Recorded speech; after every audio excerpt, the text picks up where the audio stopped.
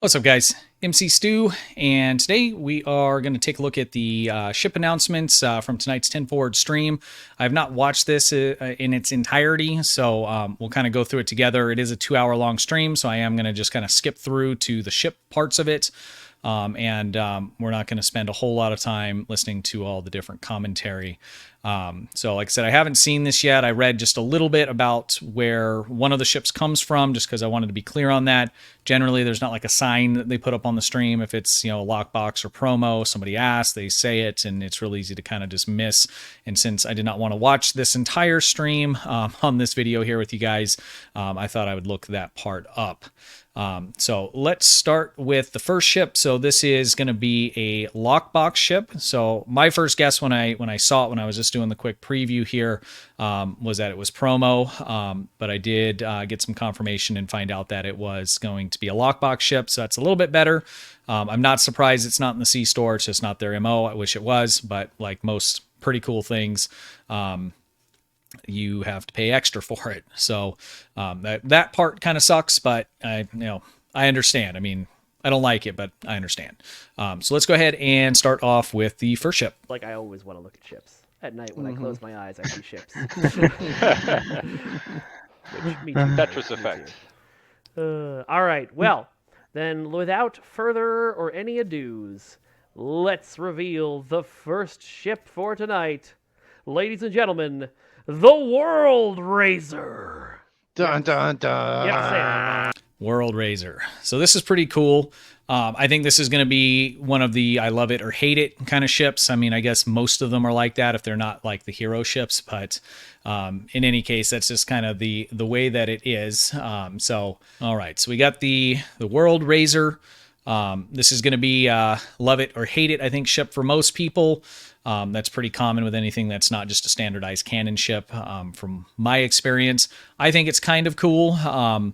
Looking at it, it's got a lot of, obviously it's going to look like the Enterprise D quite a bit, a Galaxy class, because this is an alternate universe version of it. It's not a mirror universe. It's quasi not alternate, but alternate. I don't know. If you watch Picard, you know what I'm talking about. Didn't really make a lot of sense, but for lack of a better term, let's call it alternate universe Enterprise. And in this case, it's the World Raiser. So this ship, we didn't actually see it on screen. We saw a painting of it, and it was more of a abstract kind of a painting on it. So it looks like there was probably some artistic liberty taken with it when they put it together here for STO. I'm just going to kind of skip through here a little bit and see if we can get some other angles on it. So, we move the deflector up to the top. It kind of looks just kind of funny. It looks like an eye to me in the front. And this being kind of closed off. Maybe it's just because it's not what I'm used to. That first angle, I like the way that look. I think this looks kind of funny-ish to me. There's from the other side. From these lower angles, it looks pretty good. Bottom, again, I mean, if you weren't looking at this gap part here, it looks like a Galaxy with some kit bashed nacelles on it. So from the top, again, it's a unique, kind of take on it. I personally like it. I don't know that I'm going to go chasing it down, being that it's a lockbox ship. If it has really good stats, then maybe I'll think about it. So that's kind of the next thing here. I don't know if they went into much of that from the notes that I read. There wasn't an actual release date, but we most likely will be seeing it soon. So let's just kind of keep skipping ahead here and see if they give us any kind. There we go. All right. I want to grab the UI and move it around like I'm the one in game here. All right, so it's a 5-3 layout here, and we have it's heavy tactical. So nice seating for warship. So it's actually a Juggernaut, is what we have here. Command Juggernaut. Let's go ahead and we'll just play a little bit here and see if we can get any other info on the stats. So what kind of seating it has. Did we want to talk about that? we usually do. So this is the what's it called? This is the A Safe Galaxy refit vanity shield. Which you can see somewhat. It makes the ship a lot darker. So this is a new vanity shield. So I'm assuming this is coming out of one of the new lock boxes. I don't know if this is... Spencer had predicted that there was a new lockbox. I think that makes sense since there's a new vanity shield. And again, because I'm just kind of skipping through this here, we're probably missing a little bit of information, but it looks like we are getting a new lockbox. That's one of the vanity shields. I'm assuming this ship is going to be in that lockbox. If there is a new lockbox, this ship will be in it. It won't be going straight to the Infinity boxes. In the light, so it's kind of hard to see, but you'll probably see it more when we get to Argala. But it's space camouflage. Yeah, I was going to say, it's kind of got that camo. Yeah, so this camo this look. is based on the way the La Serena looked. I don't know if I like it that much, guys. Camouflage, like tank camouflage, boat camouflage on a spaceship. I don't know. Maybe it's just me. Does that seem like that doesn't make a lot of sense? Let's just keep skipping it ahead here and see if there's any seating shown. There isn't there. We'll go back here.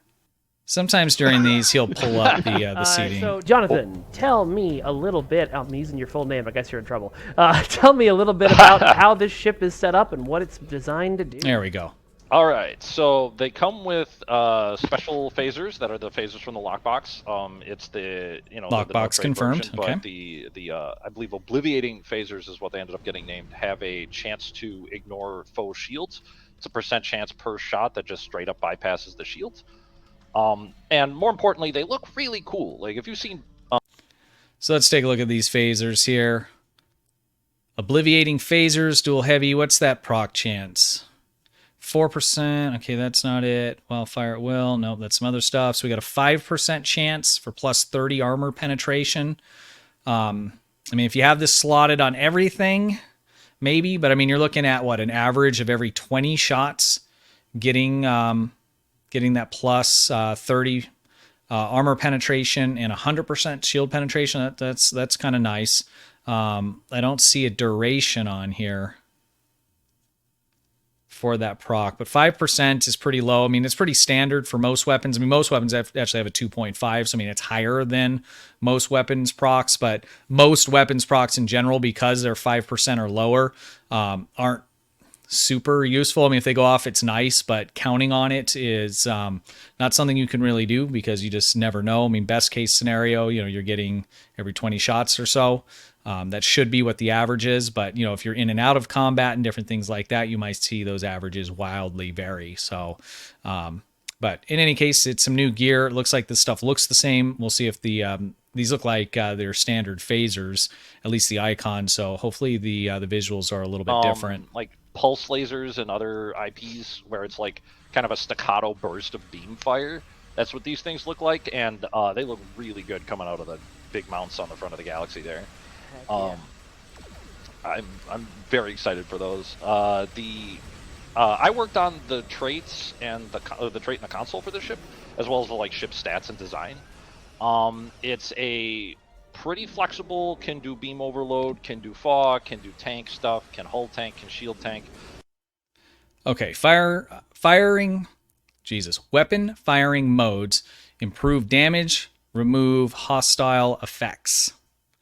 So I'm assuming that's any kind of debuff that's on you.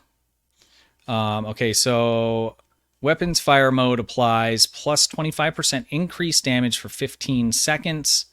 Dealing weapons damage to foes that have debuffs or controls. Okay, and that improves by 50% and removes any kind of effects. Okay, control, you improve the bonus to 50% and removes one such effect. Okay, so this just says increased damage. So by that terminology, it wouldn't be Cat 2. But this here, let's just read this again. This here says dealing weapons damage to foes that have debuffed, dotted, or controlled you improves the bonus to 50% and removes one such effect from you. So the way I'm reading this is you get 25% of the weapons damage boost, and if a foe has any of these debuffs on you, then that it says bonus would go up to 50%. So if this is actually a bonus damage and you're getting 25% bonus damage while using a firing mode, this would be a very, very good trait.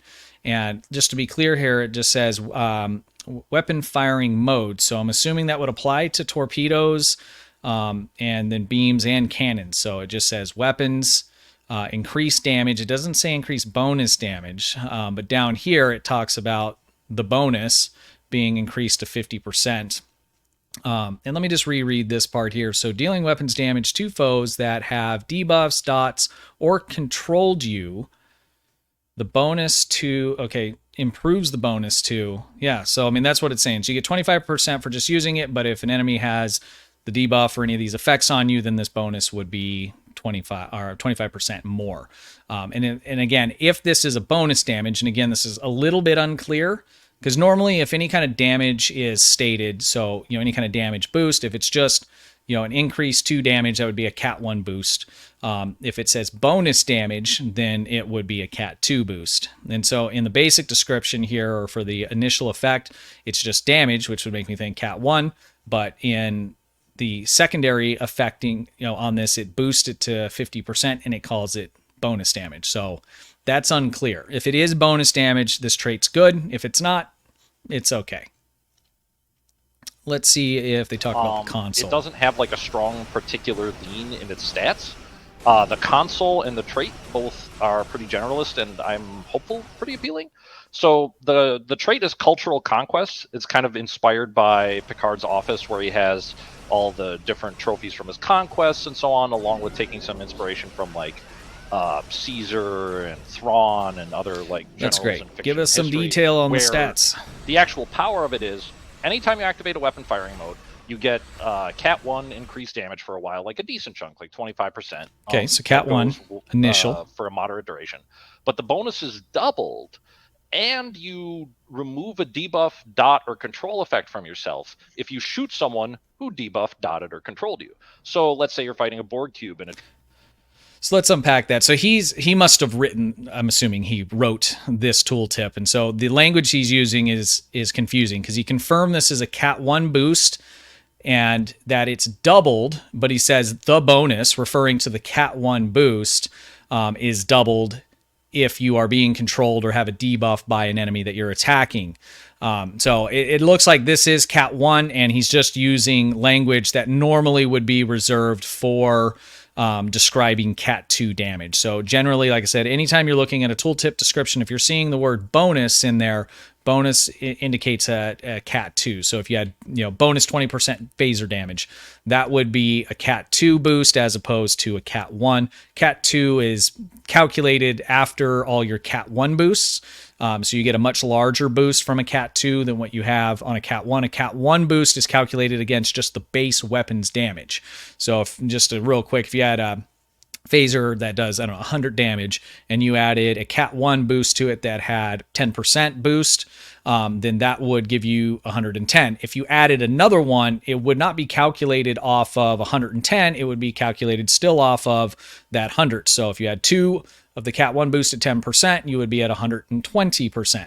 But if you were to add a damage boosting console that was 10%, that was Cat 2 or bonus damage, that would then calculate off of that 120% boost that you're getting, or 120 damage that you're getting. So Cat 1 and Cat 2 is just that. Cat 2 basically takes all of Cat 1 and boosts it together. It's kind of the easy way to explain it. It gets a little more complicated with that because there's Cat 3 and some other, final modifiers, things like that. But just know that Cat 2 is better, and generally it's referred to in game as a bonus damage boost. So I think what we're seeing here is that he's the one that wrote it, and we hear him describing it with that same kind of language there.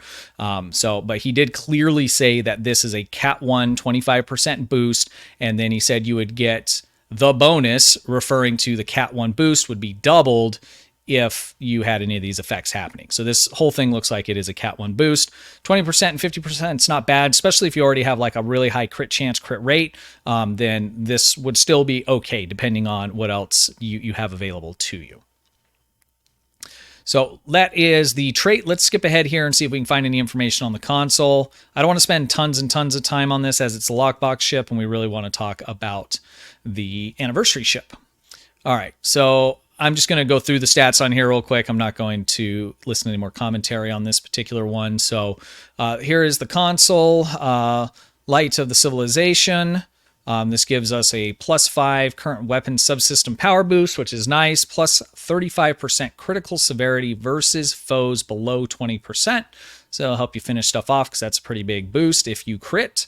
So that's okay.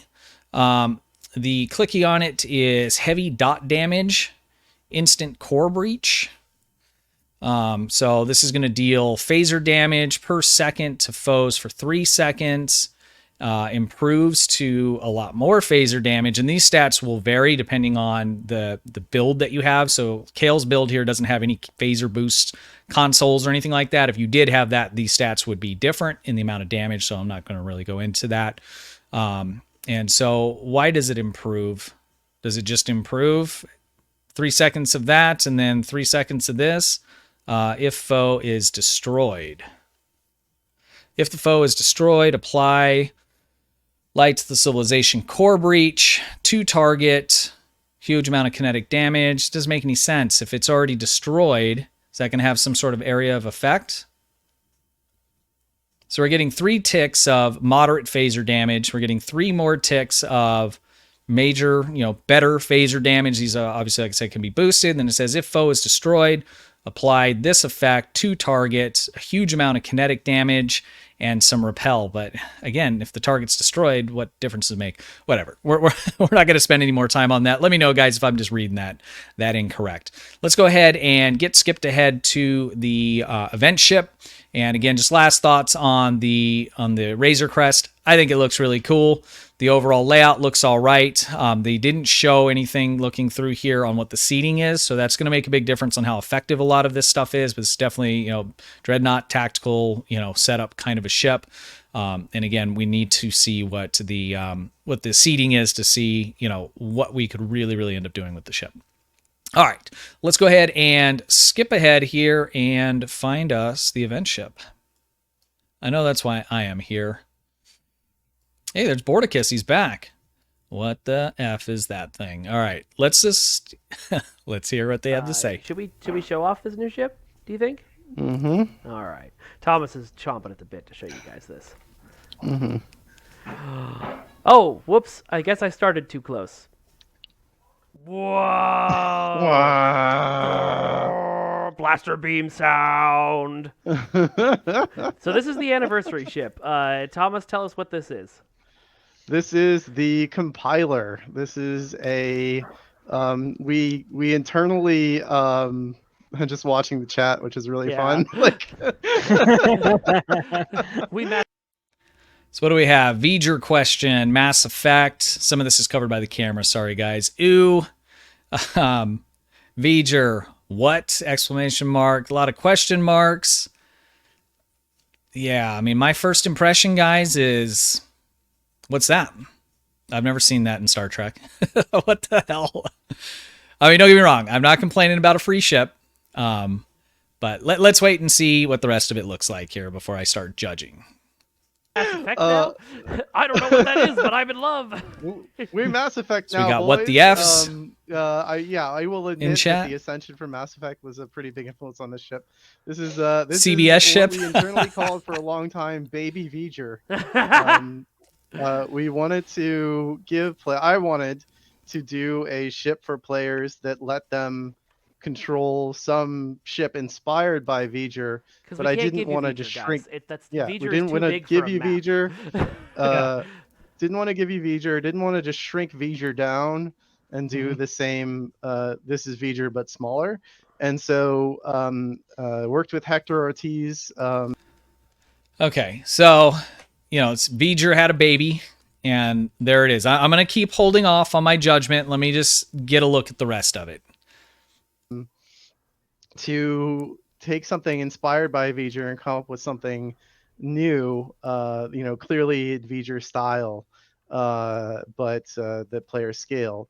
And so somebody mentioned the Mass Effect Ascension. That was a big inspiration. The reason why is there's an element inside of V'ger when Spock is doing his kind of spacesuit spacewalk and mind melding with V'ger. There is this eyeball shaped structure that Spock sees and passes through, and that I don't know, guys. I need to take this jacket off, though. It was hot. Like I said, I just got home, and that's why I missed the stream here, and I was really pumped to get into it. And I don't know, guys, what do you think? V'ger Jr.? I got to tell you, I am not super pumped. I'm not knocking it. Like, I'm sure they did a good job on, the visuals and all of that. It's not exactly my my style here. I am interested to see what the stats are. Let's keep listening here and see what they have to say. Thomas does a great job at what he does. So I'm definitely not, pooping on the quality of it or anything like that. But my initial thought is, what is that? And they are explaining. I mean, it's not supposed to be, a Federation ship or whatever, right? It's supposed to be a V'ger baby ship, something a little bit fun. And I get it for, the event stuff. But anyways, let's go ahead and keep on keeping on here. Reminded me of the Ascension from Mass Effect. Or I'm sure, obviously motion picture came out in the 70s, so Yeah. the Ascension probably was inspired a little bit by that, maybe. But I was like, oh man, what if that thing was like a ship on its own that came out and that could, or could detach and The side view is not become the terrible. nexus of a new V'ger ship. So this is a big ship. It is a small V'ger, but it is a big ship. It is as wide as the Enterprise J. I'm just gonna Wow. show people. Let's see. The last couple ships were pretty dang big. Well, I mean, I guess the last one, the Terran science ship, that one wasn't obviously that big, but the summer event ship, that thing was huge. The jellyfish ship as well. Spawn. Let's see if we can get a comparison here. Ship. Yeah, Mauricio so that's on the call that's with pretty us, big. did the intake and the finalized materials. Just All so right. cool. So there's the ship. I don't know. Let me know what you guys think. Aesthetically, again, everything Thomas does is a good job. So I'm not knocking that. It's just not exactly my style there. But who knows? Maybe it'll grow on me. We'll get some better looks at it once we get it in game here. Let's go ahead and kind of sneak ahead here. Well, there it is next to a J. That is pretty darn big, isn't it? It's as wide, but not quite as long. Some kind of cool effects they did on the interior as well, so that's kind of nice. Are they going to show us any stats on it, or is that going to be in the blog post? Sometimes they hold out on us and they don't give us all those details. Let's pull ahead here. There we go. Okay, so we have a 4-3 with a hangar and a secondary deflector. Okay, so that's kind of cool. So it's not an Alliance ship, but the last 3 years we got Alliance ships. We got a warship. We got a what was it? The Tamir, which is a smaller Raider style ship. And then what did we get last year, guys? I'm having a hard time even remembering. Oh, we got the Carrier. So even though this isn't an Alliance ship, this is a science ship, Science Dreadnought. So that's kind of cool. So, if you've been playing the last few years, you would have now pretty good variety if the only thing you had was anniversary ships. Now we do get 3 or 4 other free ships through events throughout the year. But it's nice to see that, we're getting some variety in what they're dropping out. So layout wise, obviously is heavy science. We have hangar bay, and we have a 4-3, which is kind of nice in the science ships as well, being that it's a dreadnought with a secondary deflector. So that's kind of cool. I think we'll be able to have some fun with this for sure. Let's see if they give us any information here about the trait and console. All right, so here we go. What do we got here? We have a Lieutenant Universal Temporal Operative specialization seating, and then looks like it's double temporal. So we have Lieutenant Commander here, and then we have Commander, just basic science. We have Lieutenant Commander on the tactical, and we have an Ensign engineering. So not a terrible layout here. Let me just see how much science could we do. We could do quite a bit of science here. It's got okay on the tactical. So yeah, I mean this layout is not horrible. You could do some pretty decent builds. If the ship looked cool, I would be really pumped about it across the board based on what I've seen so far in terms of the layout and in terms of the seating. So if you do like the way it looks, then there's good reason to be super pumped about the ship, because I think that, you know, for Sci-Torp builds, Sci builds just in general, you'll be able to put together some really nice stuff with the way that this seating is and the way the console layouts are. So this is really cool. Let's see if they give us any information about the trait. Like, Like, what else are you gonna do? yeah. All right, so here's the console. I'm destabilization matrix. I don't want to sound this out live because I don't want to sound foolish, but so here's the universal console that comes with the ship. So it's going to give us 20% power transfer rate. It's going to give us plus 28.5 starship, exotic, particle generation, so basically it's boosting our science abilities, and it's giving us some additional shield hit points. For the clicky, let's see, another transformation. Transform into digitizer probe. Okay, heavy plasma damage. So I wonder if this has a full transformation effect. We'll watch the video here in just a moment and see.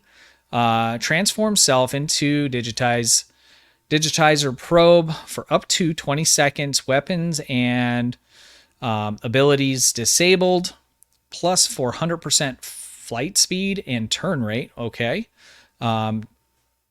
Big chunk of plasma damage. 2 foes within.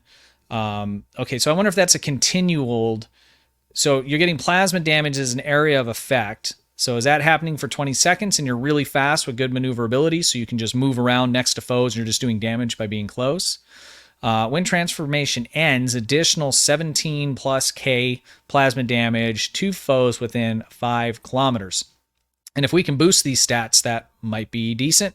We'll have to play with this and see. But with 400%, flight speed and turn rate, it seems like this thing just becomes a radiation dirty bomb, where you just get in proximity of the enemy and it starts doing damage. Digitizer probe detonates after 12 seconds, dealing additional 17 plus K plasma damage to foes. Okay, interesting. So we'll have to play with this once we get it unlocked and see what exactly we have going on there. Let's see if we can find any stats on the trait. Okay, here we have the trait. Defeated foes transform into digitizer probes that chase foes for 15 seconds and deal a certain amount of plasma damage. Again, I wonder if that scales if you're doing a plasma build and boosting that. Damage per second, 2 foes in, is that a radius? 2 foes in 2.5 kilometers. So I'm assuming it's a 2.5 kilometer radius. You destroy a foe, then it's going to create this area of effect that follows stuff around. It kind of sounds like, subspatial, or not subspatial. I can't think of the freaking trait right now. It's the one that we use on torpedo builds where it creates kind of the half bubbles in space and moves around. If that could be boosted, that plasma damage, then something like that could be pretty decent as long as you're, destroying a good amount of targets and you're being able to get a good amount of these out. So again, like pretty much everything that's announced, it's subject to change and it's subject to the environment of the game. And so once it's in game, we can play with it and we'll have a little better idea of what exactly is happening there. But trait looks interesting. We'll see if it's viable for anything or not once we get it. All right, so that is all the details on the ship itself. I think if I'm rating this, for a free ship and forgetting about the way that it looks, this is a pretty good ship for doing, science builds and things like that. Really no complaints there. Again, the trait, I'm leaning towards it's kind of like whatever, personally. But again, you just never know until it gets in there. But if I had to bet some money, I would bet it's kind of a whatever trait. If you don't have a lot of traits, then like on my free to play, I don't have tons, especially on science and things like that. So most likely would be using this on my free to play science build. So some of that, really depends. Is it good? Well, is it good compared to what else do you have? So if you don't have a lot, this is going to be better than an empty slot, or maybe something else that doesn't have anything to do with science or the particular build that you're putting together. Console-wise, same thing. It does give a nice boost to your EPG, so that by itself is pretty good. And again, we'll have to play with the clicky. In terms of the seating, I think that's great. The layout of the ship being a 4-3 for science with a secondary deflector and a hangar, I think is great. I think the ship looks weird, I guess. And again, I mean, it's like anything else, right? You either love or you hate it. I generally don't hate a lot of things at all. It's just kind of the way I'm wired, but it doesn't get me super pumped up. So, but maybe once I get my hands on it, we can get a good look at it, or I'm sure some of you guys will buy that out sooner rather than later. We'll get to see it floating around in game. Maybe my opinion will change on that, but all the V'ger stuff and all of that, it just doesn't really get me super excited. So again, it's not to knock the work that was done on it. I'm sure a lot of time was put into this. It was done very well. It's just not exactly my style. So, all right, let's go ahead and take a quick look at the blog post for the anniversary event. So this is pretty standard stuff here. So we're getting a new episode, we're getting a new TFO, and we're getting 2 new patrols. And then we have some repeats of some things in here. All of the things in this list you will be able to do on a daily basis in order to earn the ship. So the episodes and TFOs will get you 2 points. So you can get 2 points per day. You need, 40 points, I think it is. It's basically 20 days worth is what you'll have to do. So 2 points for 20 days. So 40 points. That's what the math is, right?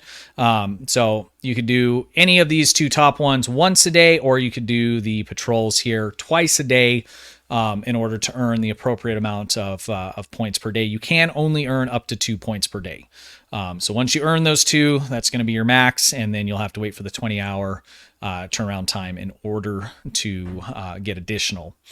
This event is going to start on the 24th, so that's going to be this coming week here, and let's check the exact day on that. So the 24th is a week from today, so next Tuesday this will start, and you can start grinding this out in order to get your ship unlocked, and this will be going through February 23rd, so you'll have basically a full month to knock this out. New party horn. I like collecting these. So if you do the Omega particle trace, it's pretty easy to do. It does take a little more time, I think, than maybe doing some of the TFOs. I think you can do this and a patrol to get the progress, but this has their own little mini rewards as well. So you can get emotes out of it. You can get these party horns. And it's definitely worth, picking up a few extras of these, because this is the only time you can earn them, and that's all that's going to be available. And some of these are really cool. Some of the old ones are really cool, and they can be real sought after. So if you grab yourself a couple extra ones, and you can pick up one per day, these could sell for decent amounts of credits later on down the road. So if you picked up an extra 4, 5, 6, or however many you wanted to, then you're sitting on a little bit of savings that was generated out of just having some fun doing the event here. But these can sell in some cases for 10, 20 million on the exchange. That's not going to happen like tomorrow or when the event starts, because anyone can get them. But if you wait a little bit of a time, then these will go up in value, especially if they're kind of cool looking. And this one does look pretty cool. So I would recommend at least getting yourself one. Pick up a couple extras just so you have them on deck, just in case you need some extra credits at some point. You should be able to sell those, and you're not going to get rich off it, but if you need a little bit of extra, you can get that by selling those. So that's how you go about getting the event ship. Again, I think it's a great ship for free. I mean, any ship's good for free, right? Is it worth the time to grind for it? I think yes. There's different ways and different, TFOs or missions. Number one, do the one that makes you happy and you have fun with. If you don't, have a lot of fun with any of them, then pick the one that's least worse. But I would certainly recommend, grabbing the ship. Looking at the trait, I don't think that's going to be something that's OP long term. Now that I've said that, probably be wrong. So if you did miss out, you would just miss out on this platform. And there is other platforms that are like this that are in the C store. So it's not like you could never get something that's similar. But again, I don't think it's garbage. So, I would recommend running the event, picking up your free ship, and either using it or saving it for, another time when when you just feel like it. So, all right, guys. Well, that is my live reaction there. Again, sorry I didn't have something a little bit more produced like normal. I thought this would just be fun to just go ahead and do it this way. So let me know if you guys like this format. I normally don't show my face on my videos. We save that for the live streams, but you can communicate a lot by looks. And I mean, like when I first looked at that ship, I was like, what the F am I looking at? So anyways, I don't want to make it weird. I think that does it, guys. So until next time, I appreciate you. Thank you very much for watching. Let me know what you guys think down in the description. And we have a giveaway going for a Tier 6 coupon in the Discord. I'll have a few of those going here over the next few weeks. The current one has a week left on. It'll be pulled next Monday. So just before the event starts, check out the Discord server. It's down in the description and get in on that giveaway if you haven't already. All right, guys. Until next time, have a good one. Appreciate you.